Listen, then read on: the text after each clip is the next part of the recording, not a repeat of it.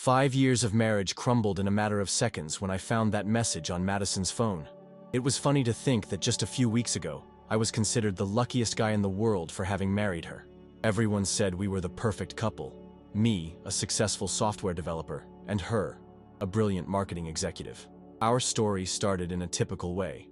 A chance meeting at a downtown cafe where she spilled coffee on my white shirt. After that came dinners, trips, special moments, and finally a yes in a seaside ceremony.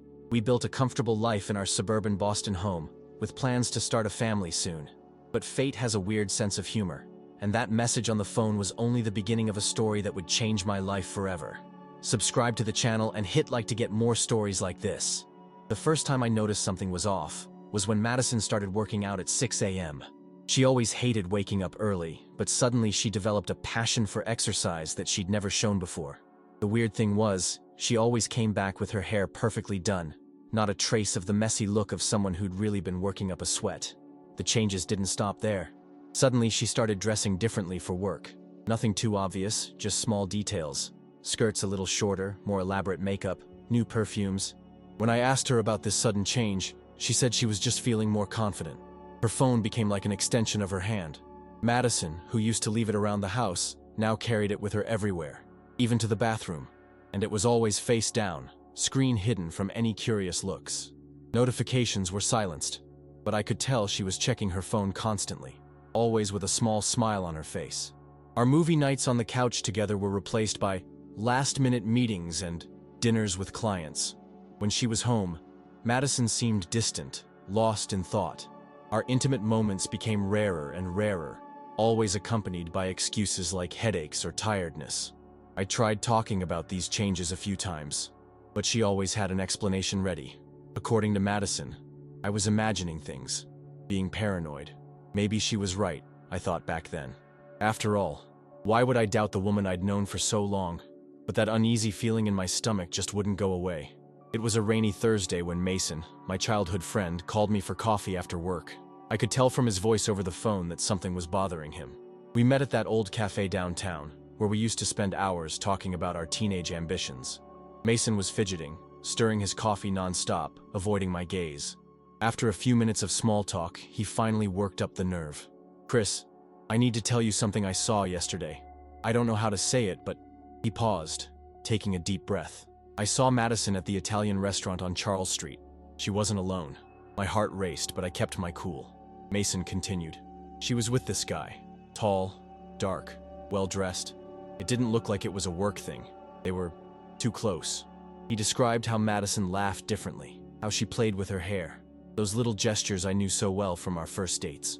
That night, when Madison got home talking about a late meeting with suppliers, I felt my stomach drop. While she was taking a shower, I grabbed her phone.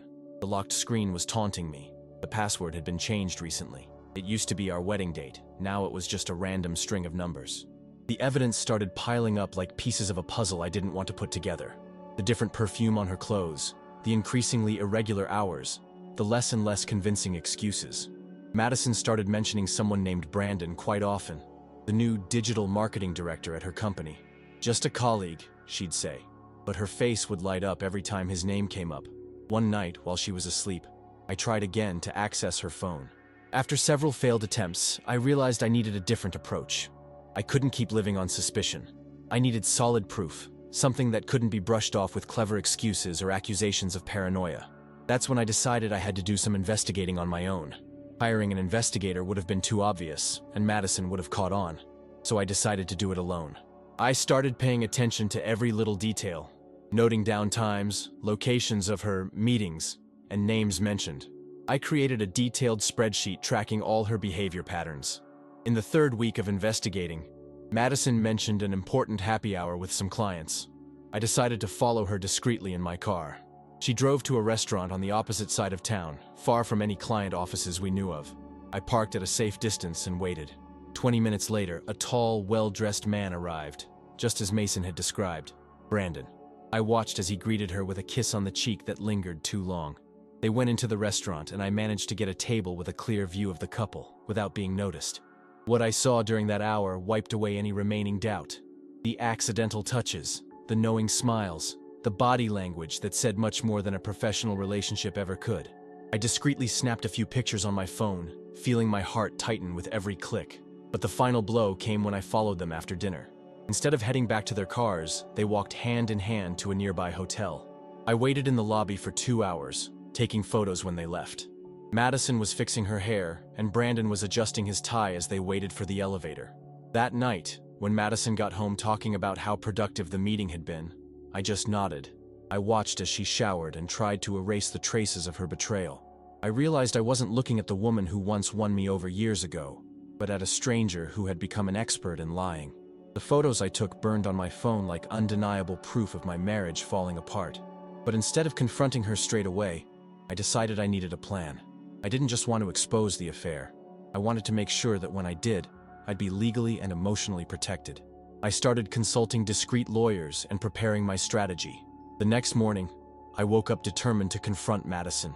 She was in the kitchen, making coffee like it was just another normal day. I sat at the table and asked straight out about Brandon.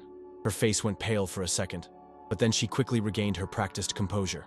"Brandon, he's just a work colleague. I've told you that countless times," she replied, avoiding my gaze. "Why are you so obsessed with him?" I kept pressing, mentioning the weird hours and her changed behavior. Madison laughed, a nervous laugh I'd never heard before. "You're getting paranoid, Christopher. These meetings are important for my career." The conversation quickly turned into a heated argument. Madison started accusing me of being controlling, jealous, insecure. She said I was imagining things, that I needed to get professional help. It was surreal how she could twist things around, making me question my own certainties. "Maybe you should focus on your work instead of making up stories about mine," she snapped, grabbing her purse to leave. At that moment, I realized confronting her head-on had been a mistake. Madison was too good at manipulating situations, making it seem as if I was the problem. In the following weeks, our home turned into an emotional minefield. Madison started sleeping in the guest room, saying she needed space. Our conversations were reduced to the bare essentials, always tense, always superficial. She began spending even more time out, no longer bothering with elaborate excuses. It was during this time that I quietly prepared for the inevitable. I consulted with 3 different divorce lawyers. I transferred some of my money to a separate account, digitized important documents, and organized proof of the affair. I even started going to a therapist, a suggestion Madison had once made sarcastically, but it ended up helping me keep my sanity.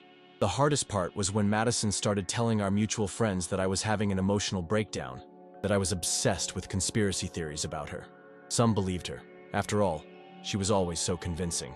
Others, like Mason, stayed by my side, serving as silent witnesses to the truth. During that period, I found unexpected comfort in conversations with Isabella, Madison's best friend. She began noticing inconsistencies in Madison's stories and gradually started getting closer to me. At first, they were just supportive messages. Later, we met up for coffee to share our concerns. Isabella told me about other affairs Madison had covered up in the past, about recurring behavior patterns. Our friendship grew naturally, based on honesty and mutual understanding. It was comforting to have someone who truly understood the situation, who didn't judge or question me. Meanwhile, I kept up appearances at home, letting Madison think she was in control. She had no idea that every lie, every manipulation, every night out was being documented. I knew I had to be patient. The right moment to reveal everything was coming. It was a Wednesday when Madison sent me a message saying we needed to talk. She was planning a special dinner for the 2 of us on Saturday. The tone of the message was oddly sweet, like in the early years of our marriage. I immediately knew something was coming. During those 3 days of waiting, I finished all the legal preparations. The divorce papers were ready, signed by me and kept in a folder in my office drawer. The evidence was organized chronologically: photos, location records, witness statements, bank statements showing expenses at hotels and restaurants. I even had a letter from Isabella confirming the history of betrayals Madison had confided in her over the years. Isabella and I had already been seeing each other for a few weeks. Our connection went beyond friendship. I found in her a partner who valued honesty and loyalty. We decided to keep our relationship secret until the right time, mainly because she knew all too well Madison's explosive temperament. On Saturday, I got home at the agreed time. Madison had prepared my favorite dish, opened an expensive wine, and even set candles on the table. The scene looked like a rom-com, except for the calculating look in her eyes that I now recognized all too well. During dinner, she talked about our marriage, about how we'd drifted apart in recent months. She blamed work, stress, my paranoia. Then, after a dramatic pause, Madison dropped the bomb. "Christopher, I think we need some space. You've changed. You're obsessive, suffocating. I've decided I'm going to spend a few months at my sister's house to clear my head." I kept a neutral expression as she continued her rehearsed monologue about how I needed help, how she was worried about my behavior. Madison spoke in that condescending tone that had become her trademark. When she finally finished, I calmly got up and went to my office. I returned with the folder of documents and placed it on the table. "Before you head off to your sister's, there are a few things we need to settle," I said, opening the folder.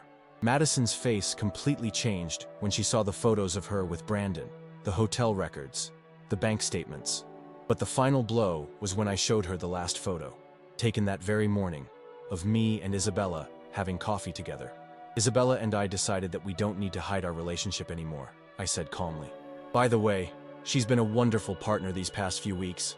Quite a contrast to someone who used to spend nights with the marketing director in expensive hotels." Madison was silent for a few seconds, her face alternating between pale and flushed. Then, as expected, the explosion began. She screamed, cried, accused me of cheating, and tried tearing up the documents. But I was ready. I had digital copies of everything and witnesses on standby to confirm every detail of my side of the story. "The divorce papers are already prepared," I concluded, pushing the envelope toward her. "You have until Monday to pack your things and leave the house. Your plan of spending time at your sister's sounds just perfect." The weeks following that dinner were a whirlwind of emotions and legal battles. Madison initially refused to leave the house, claiming she had as much right as I did to stay there.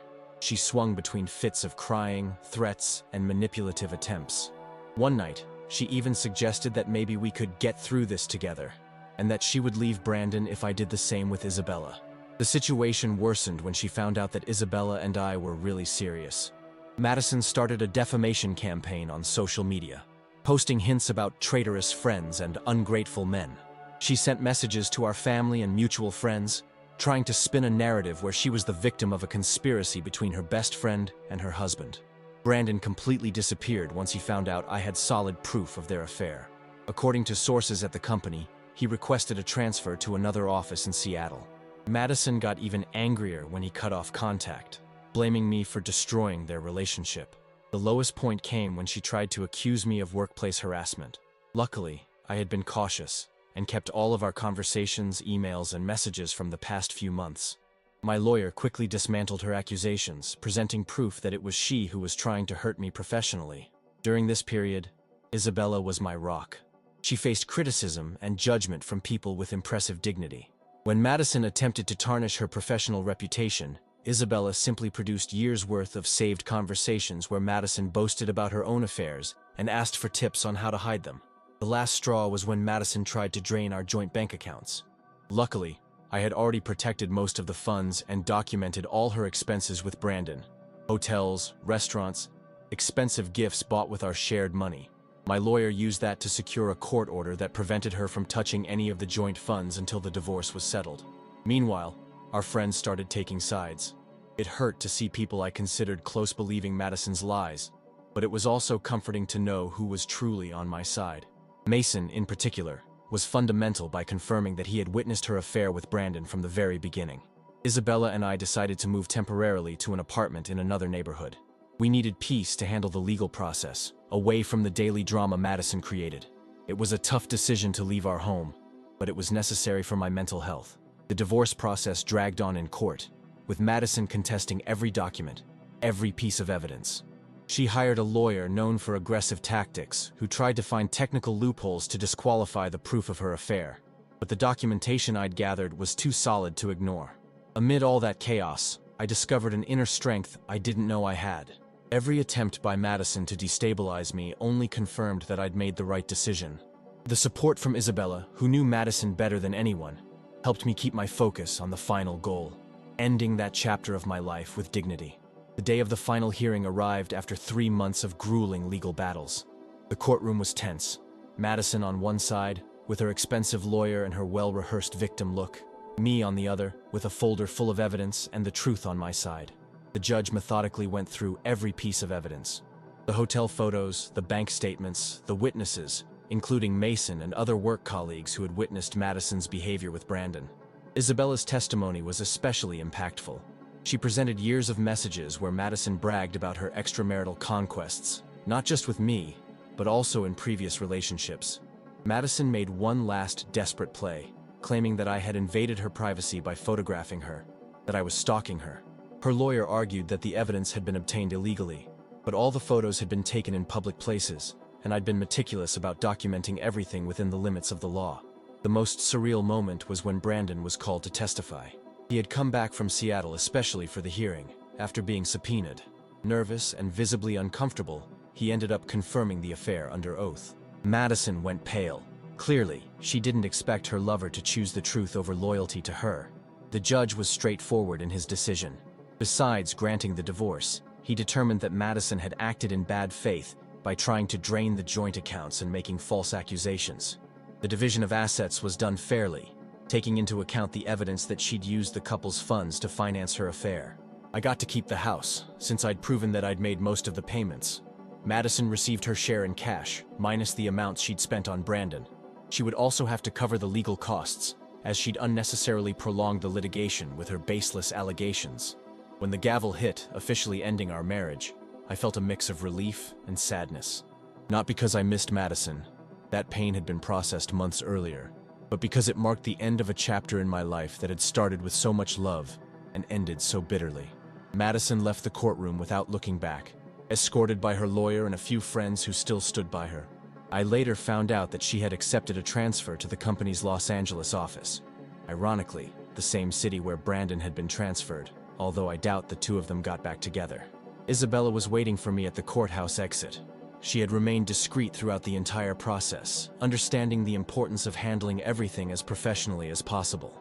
Her gentle smile and her hand holding mine were a reminder that sometimes we have to go through storms to reach calmer waters. We left not as winners of a battle, but as survivors of an experience that taught us a lot about trust, truth, and the importance of keeping our integrity even in the toughest times. The future was open in front of us, and for the first time in a long while, I felt truly free. Rebuilding my life after the divorce happened gradually. Isabella and I decided to keep our relationship low-key for a few months, giving ourselves the time needed for the dust to settle. We moved into the house I once shared with Madison, only after a complete renovation. We needed to create our own space, free from memories of the past. The emotional healing process was complex. Even though I was the one who ended the marriage, the scars from the betrayal were still there. I continued with therapy, not just to deal with the immediate crisis, but to process the whole experience and avoid carrying that baggage into my new relationship. Isabella also had her own issues to work through. Losing Madison's friendship, even though it was the right thing to do, affected her deeply. Together, we learned to trust again, building our relationship on honesty and open communication. Professionally, things changed too. I requested a transfer to another department at work, wanting a fresh start. The change turned out to be positive. I took on new challenging projects that helped keep my mind off everything during the rough times. Mason continued to be a loyal friend, and our friendship grew even stronger after everything. He and his wife became a constant presence at our Sunday dinners, bringing back the normalcy I so badly needed in my life. Occasionally, I'd hear from acquaintances about Madison. I learned that she was building a new life in Los Angeles, apparently focused on her career. I no longer felt angry at her. Time had transformed that sharp pain into a distant understanding that some people just aren't made for fidelity. As the months passed, that feeling of betrayal and loss was slowly replaced by gratitude. Gratitude for having discovered the truth before we had children, for having found the strength to start over, and most importantly, for having Isabella by my side. Someone who showed me it's possible to build a relationship based on true trust. Subscribe to the channel and hit like to get more stories like this. Today, 3 years after that dinner night that changed everything, I can say that life has a funny way of guiding us to where we need to be. Isabella and I got married in an intimate ceremony in our home garden, surrounded only by the people who really mattered. It was different from my first marriage in every way. More sincere, more genuine. I've learned that trust, once broken, is never really forgotten, but it can be turned into wisdom. Every relationship leaves its marks, and it's up to us to decide whether those marks will be scars that hold us back or lessons that make us stronger. Mason jokes that this whole story sounds like a movie script, But the truth is that situations like mine happen more often than we think. The difference lies in how we choose to handle them. We can drown in bitterness, or use the experience as a stepping stone for growth. Isabella taught me that true love doesn't need games or manipulation. Our relationship is built on something I never had with Madison: genuine partnership. There's no need to constantly check phones or doubt stories. Trust comes naturally when two people choose to be honest with each other. If there's one lesson I'd like to share, it's that sometimes the end of something we thought was fundamental is just the beginning of something much better. Life rarely goes the way we plan, but maybe that's exactly what makes it special. In the end, it's not the hits we take that define our story, but how we choose to get back up afterwards. Subscribe to the channel and hit like to get more stories like this.